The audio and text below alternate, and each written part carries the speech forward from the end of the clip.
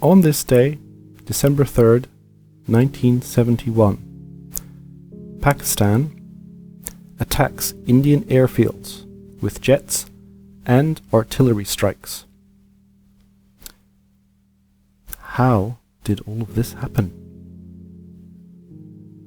Well, to understand this, we must go back a few decades.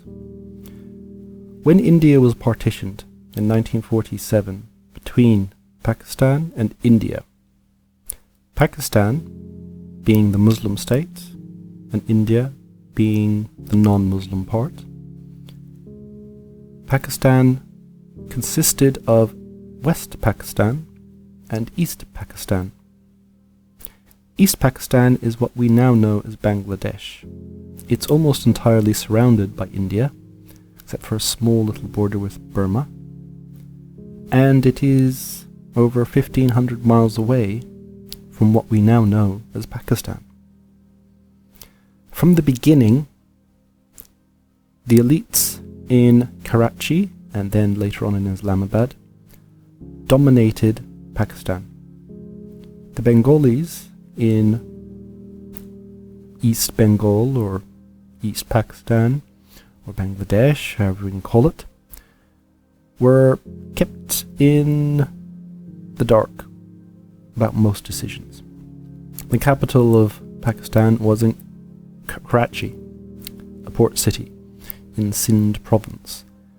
This remained the capital until they moved it to Islamabad.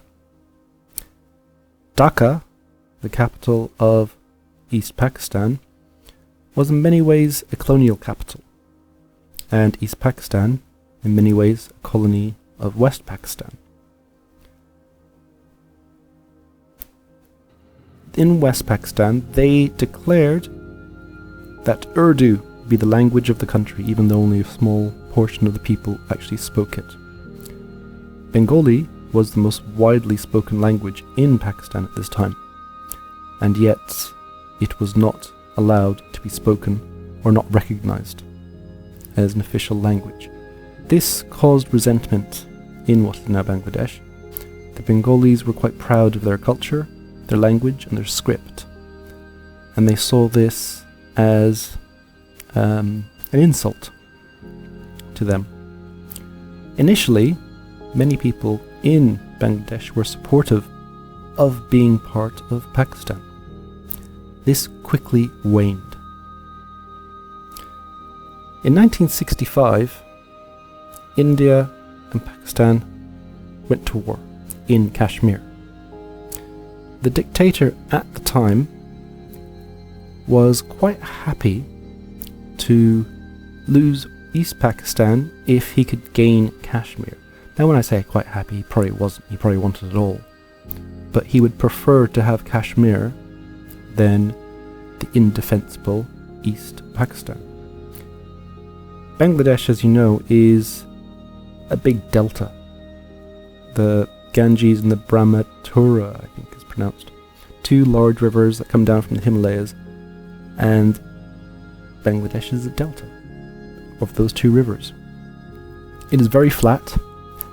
There are some hills around the Chittagong hill area, and a few more near the Indian border in the north of Bangladesh. And most of the rest of it is almost at sea level, which is why floods and storm surges cause such devastation there on a regular basis. It's not very far above sea level. It's very flat. It's very easy to invade.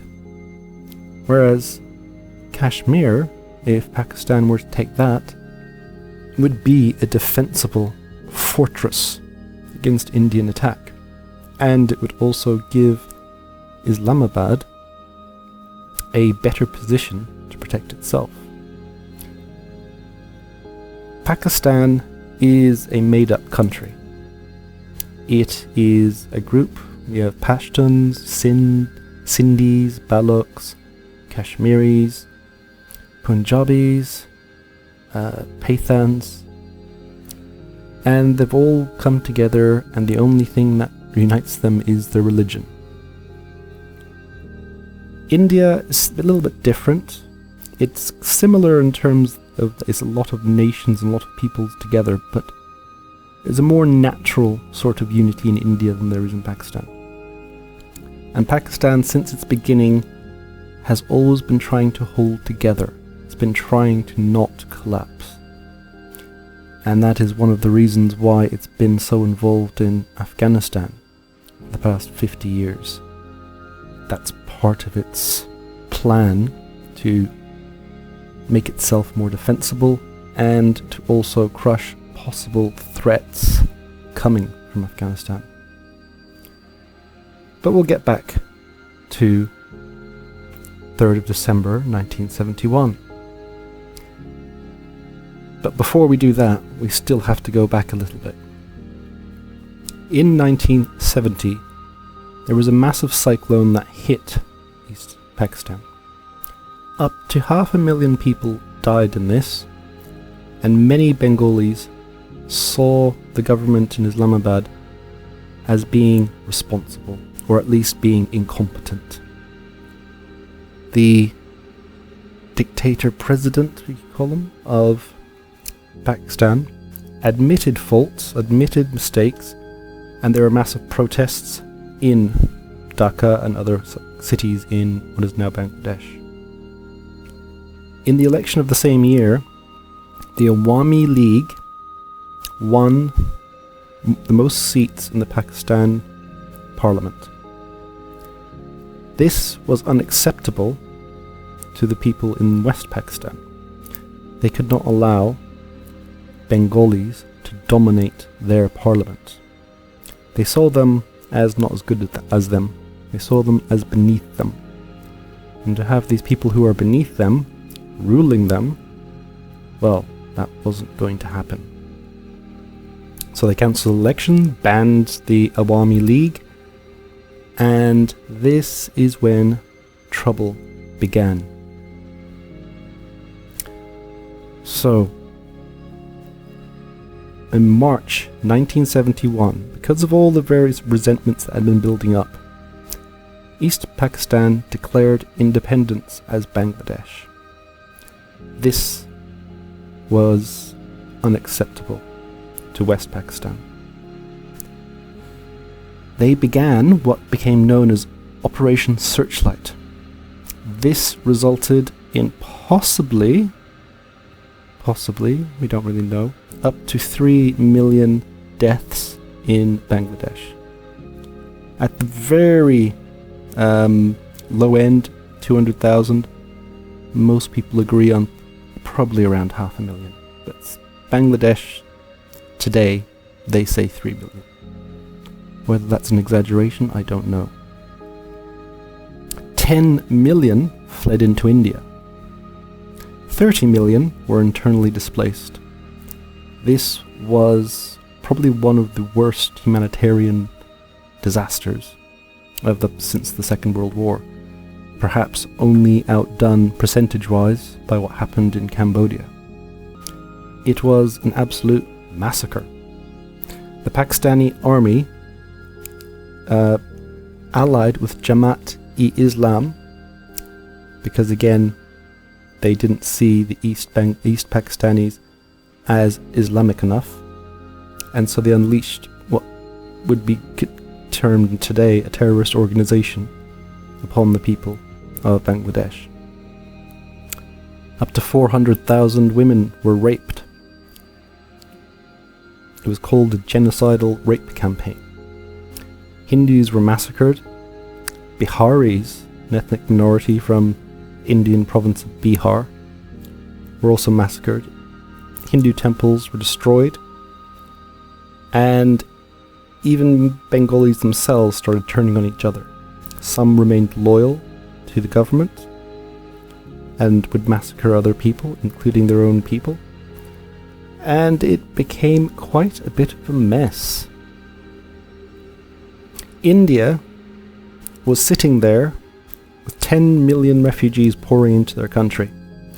Calcutta is only a few miles from the frontier, so the slums of Calcutta were filling up, and camps all along the borders were I imagine must have been horrific to look at and smell.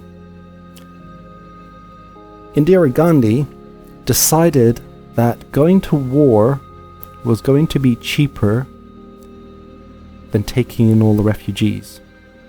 So she started training, or not her herself, but she organized the training of Bengalis to go in and fight Pakistanis.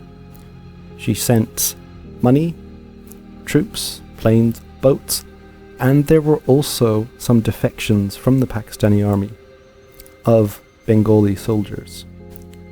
And they became the core of the new Bangladeshi armed forces. They even had jets and boats, so they were able to attack naval forces of Pakistan and bomb their positions. Quite a bit of a revolt there. So, at this point, Pakistan could no longer take this. They obviously knew that India was supporting them. They were giving them refuge. They were allowing attacks over their border into East Pakistan. They were giving them material for the war. And they were supporting Bangladesh on the international scene. This is when they came up with Operation Genghis Khan. Spelt differently from Genghis Khan, but maybe it's referring to him. Pakistan had the idea that they could take out enough of India's airfields and air force to force them to back down. Yeah, that sounds as stupid as it sounds. Pakistan going to war with India. Never going to work, was it?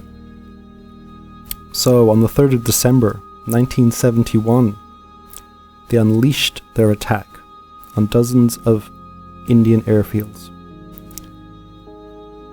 Indira Gandhi went on television that evening, declared it as an act of war. The next morning, India had struck deep into West Pakistan. The Indian Army began to invade East Pakistan. Within 4 days, the Indians had complete air supremacy. And within 2 weeks, the Pakistani Army in East Pakistan had surrendered to the Indian forces. 93,000 Pakistani troops had been captured. 93,000, the largest capture of troops since the Second World War. Pakistan wasn't happy about this, but there was nothing they could do. China was alarmed, being an enemy of India, and the United States at the time, which was friendly with both Pakistan and China, also did not like this outcome. The United States opposed what India was doing in Bangladesh. Long term, that's probably not a good look. China vetoed Bangladesh's application to join the UN and only recognized it finally in 1975, even though Pakistan had recognized it back in 1971. Or 1972, I think it was, when they agreed with the Indians to recognize it in exchange for the 93,000 troops, prisoners of war. So, a bit of a disaster for Pakistan. They lost half their population and a good chunk of territory. India gained a friendly state right next to them, because Bangladesh obviously doesn't have a good impression of their former masters in West Pakistan, which now is only Pakistan. So, on this day, December 3rd, 1971, the Pakistanis attack India.